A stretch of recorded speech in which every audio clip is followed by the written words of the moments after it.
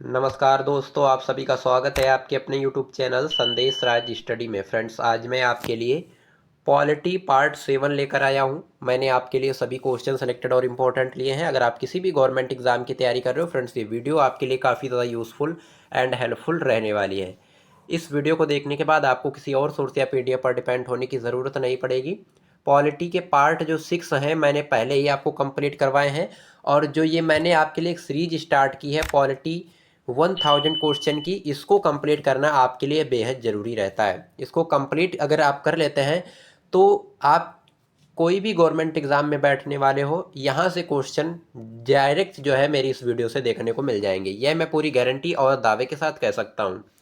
चलिए स्टार्ट कर लेते हैं बिना किसी देरी के। उससे पहले मेरी छोटी सी रिक्वेस्ट रहेगी आपसे, अभी तक आपने मेरे चैनल को सब्सक्राइब नहीं किया है तो कर लीजिएगा, साथ ही साथ बेल आइकन जरूर प्रेस कर लीजिएगा ताकि हमारी कोई भी वीडियो आपसे मिस ना होने पाए। पॉलिटी के जितने भी मैंने पाए पीछे आपको जो है सेट करवाए हैं, उन सभी का लिंक आपको डिस्क्रिप्शन बॉक्स में मिल जाएगा, और इसका PDF जो भी है वो भी आपको टेलीग्राम चैनल पर मिल जाएगा, जिसका लिंक आपको डिस्क्रिप्शन बॉक्स में मिल जाएगा। स्टार्ट करेंगे पहले क्वेश्चन से। पहला क्वेश्चन हमारा बनता है, राष्ट्रपति भारत के महान्यायवादी की नियुक्ति संविधान के किस अनुच्छेद के अंतर्गत करते हैं? राइट आंसर हो जाएगा ऑप्शन सी, अनुच्छेद 76 के अंतर्गत। जो राष्ट्रपति होते हैं वो भारत के महान्यायवादी की नियुक्ति जो है अनुच्छेद 76 के अंतर्गत करते हैं। ये आपको याद रखना है, आर्टिकल 76 के अंतर्गत आपको याद रखना है। अगला क्वेश्चन हमारा बनता है, भारत का मुख्य विधि अधिकारी जिसे चीफ लॉ ऑफिसर कहते हैं कौन है? राइट आंसर हो जाएगा option B, attorney general of India. Attorney general of India जो है ये भारत के मुख्य विधि अधिकारी होते हैं, आपको याद रखना है। अगला क्वेश्चन देखेंगे, काफ़ी ज़्यादा इंपॉर्टेंट क्वेश्चन रहेगा। उपराष्ट्रपति को अपने कार्यकाल की समाप्ति से पूर्व पद से हटाने का प्रस्ताव कहाँ पेश किया जाता है? इसका आंसर आपको कमेंट बॉक्स में टाइप करना है। ये क्वेश्चन जो है आपके लिए टेक्स्ट के लिए सिलेक्ट किया गया है। इसका आंसर जो है आपको कमेंट बॉक्स में बताना है। राष्ट्रपति होगा, संसद होगा, कि लोकसभा की राज्यसभा, ये आपको यहाँ पे बताना है। अगला क्वेश्चन, लोकसभा में अविश्वास प्रस्ताव लाने के लिए कितने सदस्यों की सहमति आवश्यक है? राइट आंसर हो जाएगा ऑप्शन डी, 50 सदस्यों की। 50 सदस्यों की सहमति आवश्यक है लोकसभा में अविश्वास प्रस्ताव लाने के लिए, ये आपको याद रखना है। अगला क्वेश्चन, संविधान के किस अनुच्छेद के अंतर्गत राष्ट्रीय बिछड़ी जाति का प्रावधान है? राइट आंसर हो जाएगा ऑप्शन सी, अनुच्छेद 388 बी के, सॉरी अनुच्छेद 338 बी के अंतर्गत।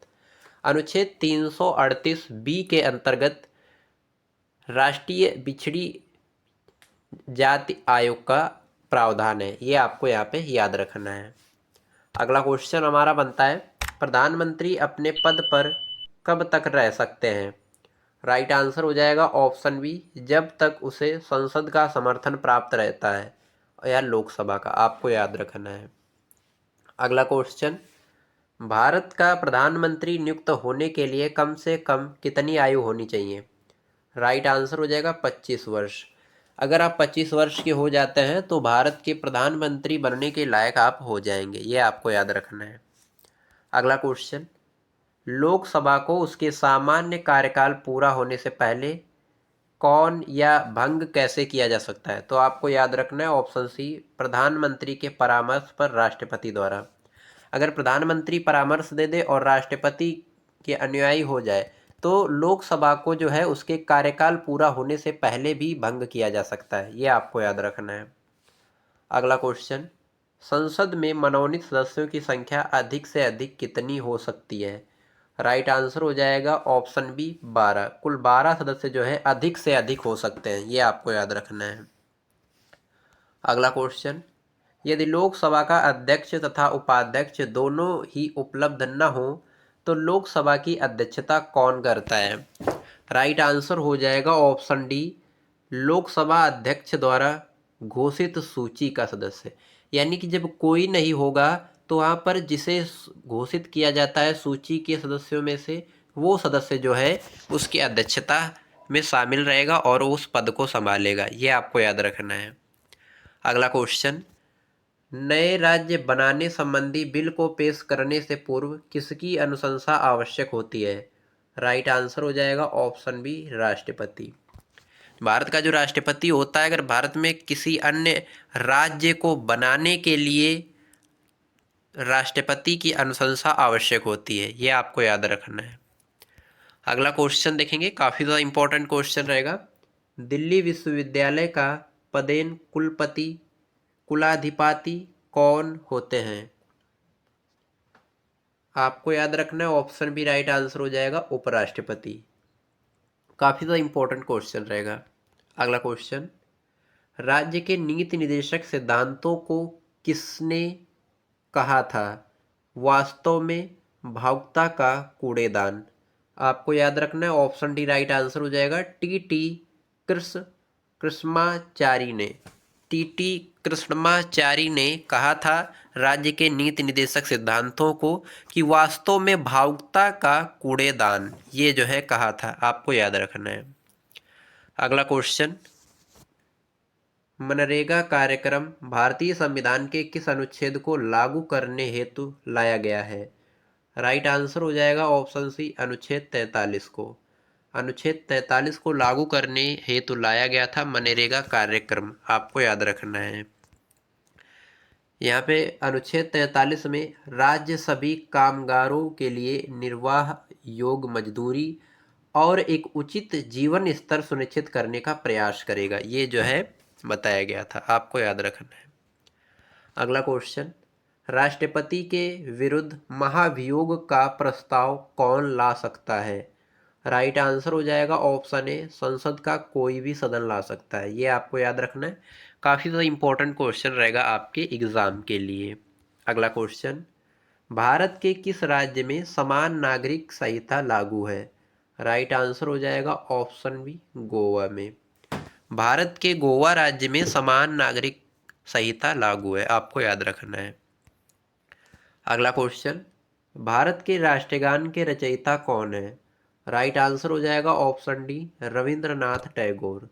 रविंद्रनाथ टैगोर जो हैं ये भारत के राष्ट्रगान के रचयिता हैं, आपको याद रखना है।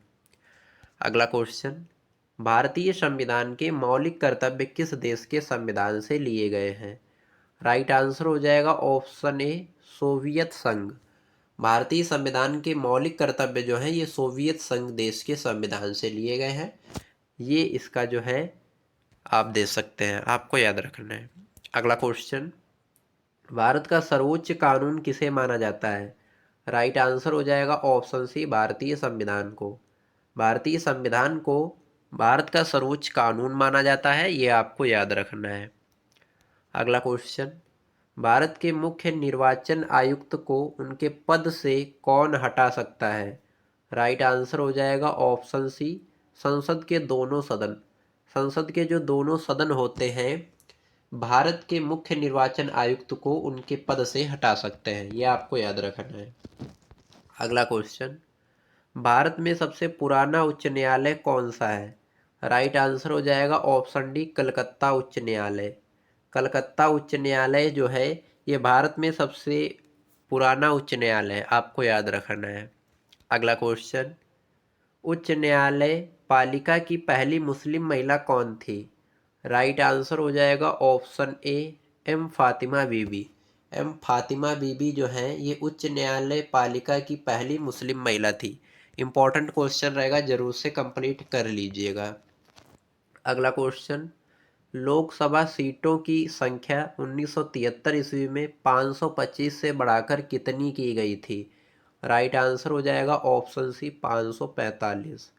लोकसभा सीटों की संख्या 1973 ईस्वी में 525 से बढ़ाकर 545 की गई थी, यह आपको याद रखना है। अगला क्वेश्चन, भारत के संविधान का कौन सा अनुच्छेद समान नागरिक कोड से संबंधित है? राइट आंसर हो जाएगा ऑप्शन बी, 44। ये आपको याद रखना है, काफ़ी ज़्यादा इंपॉर्टेंट क्वेश्चन रहेगा आपके एग्ज़ाम के लिए। अगला क्वेश्चन, भारत के सर्वोच्च न्यायालय की स्थापना कब की गई थी? राइट आंसर हो जाएगा ऑप्शन बी, 28 जनवरी 1950 ईस्वी को। 28 जनवरी 1950 ईस्वी को भारत के सर्वोच्च न्यायालय की स्थापना की गई थी? आपको याद रखना है। अगला क्वेश्चन, किस संविधान संशोधन द्वारा उड़ीसा का नाम बदलकर ओडिशा करने का और उड़िया भाषा का नाम ओडिशा करने का प्रावधान किया गया? राइट आंसर हो जाएगा ऑप्शन डी, संविधान के 96वें संशोधन जो कि 2011 में हुआ था। इसमें इसके दौरान जो है उड़ीसा का नाम बदलकर ओडिशा और उड़िया भाषा का नाम बदलकर ओडिया जो है ये बदलने का प्रावधान किया गया था। ये आपको याद रखना है। अगला क्वेश्चन, लोकसभा के दूसरे अध्यक्ष कौन थे? राइट आंसर हो जाएगा ऑप्शन बी, अनंत शयनम आयंगर। अनंत शयनम आयंगर जो है ये लोकसभा के दूसरे अध्यक्ष थे। आपको याद रखना है। आपको याद रखना है। अगला क्वेश्चन हमारा बनता है, काफ़ी ज़्यादा इंपॉर्टेंट क्वेश्चन रहेगा। राज्य की मंत्रिपरिषद सामूहिक रूप से किसके प्रति उत्तरदायी होती है? राइट आंसर हो जाएगा ऑप्शन सी, विधानसभा के प्रति। राज्य की जो मंत्रिपरिषद सामूहिक रूप से विधानसभा के प्रति उत्तरदायी होती है, यह आपको याद रखना है। अगला क्वेश्चन, जन गण मन को राष्ट्रगान के रूप में कब स्वीकृत किया गया? राइट आंसर हो जाएगा ऑप्शन डी, 24 जनवरी 1950 ईस्वी को। 24 जनवरी 1950 ईस्वी को जन गण मन को राष्ट्रगान के रूप में स्वीकार किया गया था। यह आपको याद रखना है। अगला क्वेश्चन, भारत का कौन सा प्रधानमंत्री लोकसभा का अध्यक्ष नहीं रहे हैं? राइट आंसर हो जाएगा option C, doctor Manmohan Singh. Doctor Manmohan Singh जो है भारत के प्रधानमंत्री रह चुके हैं लेकिन लोकसभा के सदस्य नहीं रहे हैं। नोट, डॉक्टर मनमोहन सिंह पहले असम से, वर्तमान में राजस्थान से राज्यसभा का सदस्य भी थे। ये आपको याद रखना है। अगला क्वेश्चन,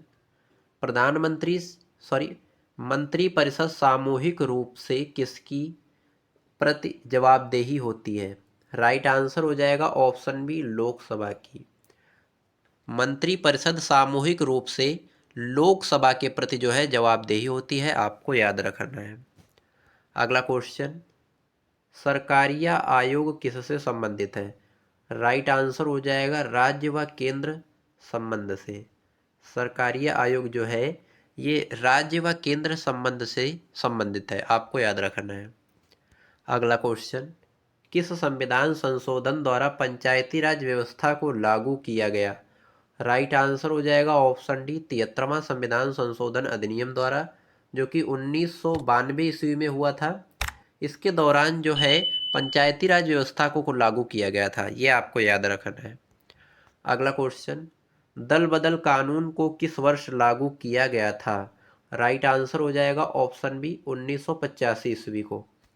1985 ईस्वी को दल बदल कानून को जो है लागू किया गया था। ये आपको याद रखना है। फ्रेंड्स, अगर मेरी वीडियो की क्वालिटी, कंटेंट, पढ़ाने का तरीका आपको अच्छा लग रहा हो तो प्लीज़ चैनल को सब्सक्राइब कर लीजिएगा, साथ ही साथ बेल आइकन जरूर प्रेस कर लीजिएगा ताकि हमारी कोई भी वीडियो आपसे मिस ना होने पाए। और बने रहिएगा वीडियो में अंत तक, वीडियो बहुत ही इंटरेस्टिंग और शानदार रहने वाली है। अगला क्वेश्चन हमारा बनता है, हाईकोर्ट के मुख्य व अन्य न्यायाधीश की नियुक्ति कौन करता है? राइट आंसर हो जाएगा ऑप्शन ए, राष्ट्रपति, जिसे प्रेसिडेंट कहते हैं। प्रेसिडेंट जो होता है वो हाई कोर्ट के मुख्य व अन्य न्यायाधीश की नियुक्ति करता है। ये आपको याद रखना है। अगला क्वेश्चन हमारा बनता है, स्वतंत्र भारत के पहले विदेश मंत्री कौन थे? Right answer option D, Jawaharlal Nehru. Jawaharlal Nehru जो हैं स्वतंत्र भारत के पहले विदेश मंत्री थे। आपको याद रखना है। अगला क्वेश्चन, राज्यसभा के द्विवर्षीय चुनावों की अधिघोषणा कौन जारी करता है? राइट आंसर हो जाएगा ऑप्शन बी, भारत निर्वाचन आयोग। भारत निर्वाचन आयोग जो है ये राज्यसभा के द्विवर्षीय चुनावों की अधिघोषणा करता है। आपको याद रखना है। अगला क्वेश्चन, किस अनुच्छेद के अंतर्गत राष्ट्रपति का निर्वाचन होता है? राइट आंसर हो जाएगा ऑप्शन बी, अनुच्छेद 54 के अंतर्गत। अनुच्छेद 54 के अंतर्गत राष्ट्रपति का निर्वाचन होता है। आपको याद रखना है। अगला क्वेश्चन, भारत के भारत के संविधान में अवशिष्ट शक्तियां किसमें निहित हैं? राइट आंसर हो जाएगा ऑप्शन ए, संसद में। भारत के संविधान में अवशिष्ट शक्तियां जो हैं संसद में निहित हैं, आपको याद रखना है। अगला क्वेश्चन, किस एक्ट के तहत भारत सचिव की स्थापना हुई थी? राइट आंसर हो जाएगा ऑप्शन डी, भारतीय परिषद अधिनियम 1858 ईस्वी के तहत। ये आपको याद रखना है, इस एक्ट के तहत भारत सचिव की स्थापना हुई थी, आपको याद रखना है।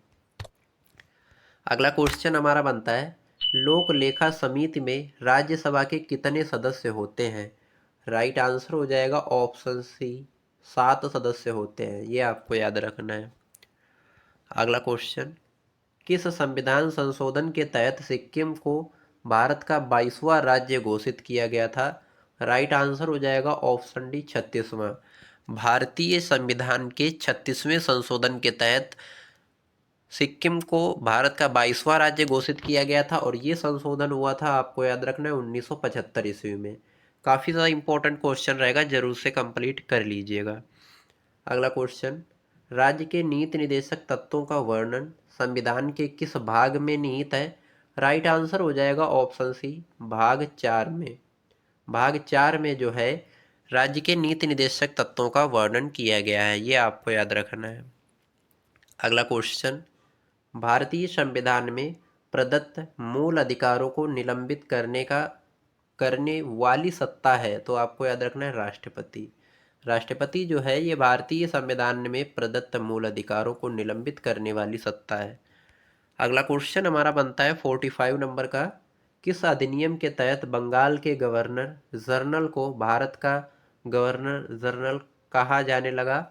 राइट आंसर हो जाएगा ऑप्शन सी, 1833 के चार्टर अधिनियम के तहत।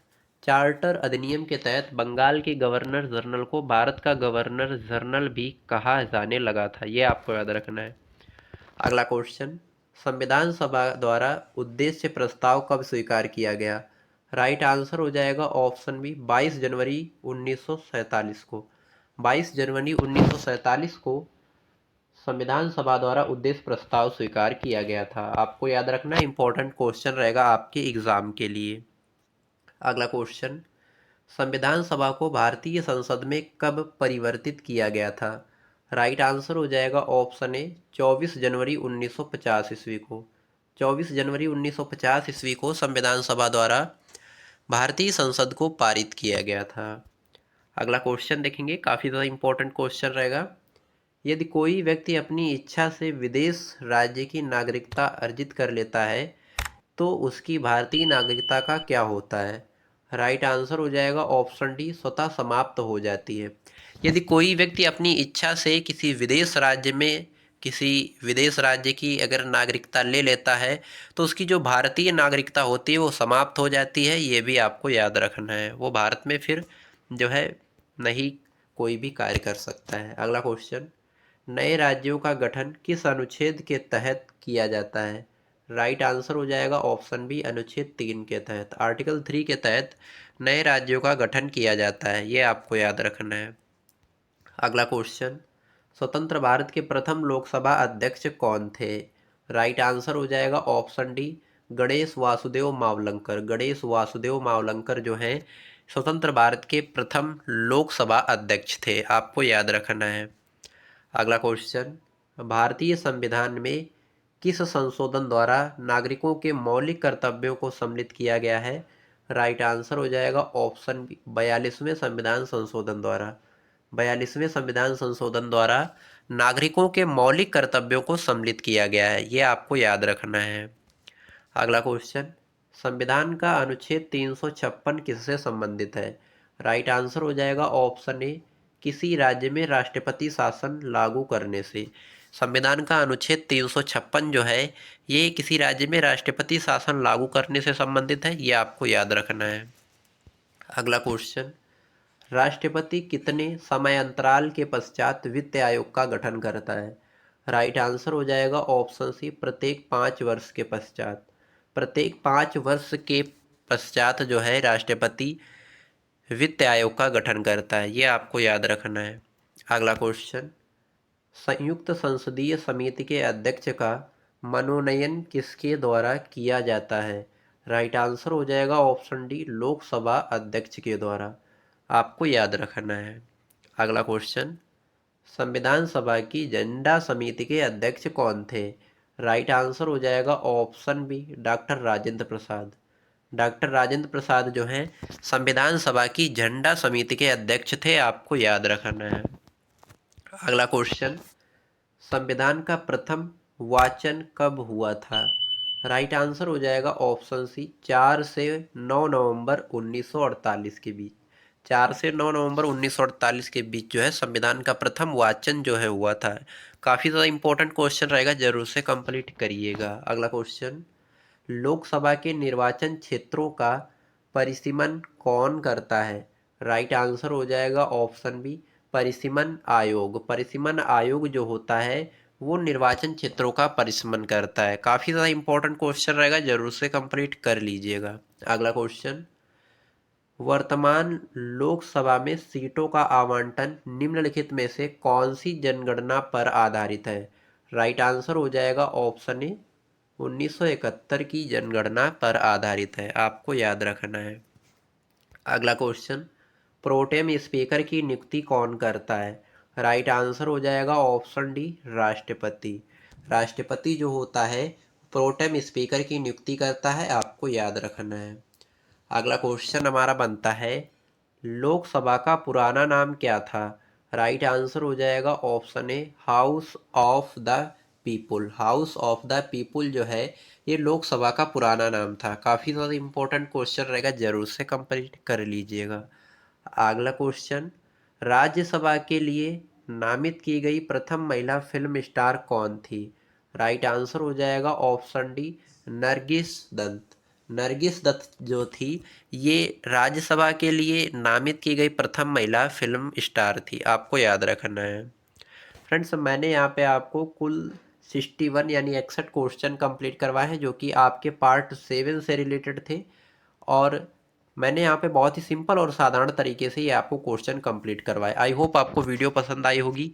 वीडियो पसंद आई है तो लाइक कर दीजिएगा, चैनल पर नए हैं तो सब्सक्राइब कर लीजिएगा, साथ ही साथ बेल आइकन जरूर प्रेस कर लीजिएगा ताकि हमारी कोई भी वीडियो आपसे मिस ना होने पाए।